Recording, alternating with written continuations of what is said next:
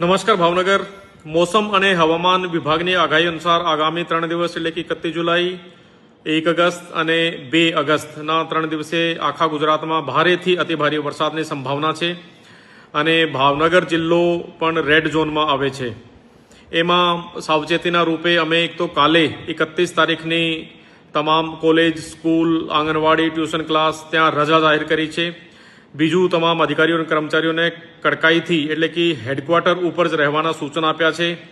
ત્રીજું આમ જે જનતા છે ભાવનગર આખા જિલ્લાને મારો ખાસ અનુરોધ છે કે કોઈ નીચાણવાળા વિસ્તારમાં રહેવાનું નહીં અને જ્યાં પાણી ભરાય કોઝવે હોય નાળું હોય ત્યાંથી પસાર થવાનું નહીં।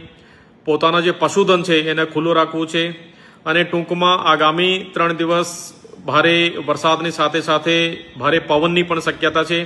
એટલા માટે ખુલ્લા કોઈ ટીન શેડ કોઈ હોર્ડિંગ હોય છે એને પણ હટાવવાનું છે।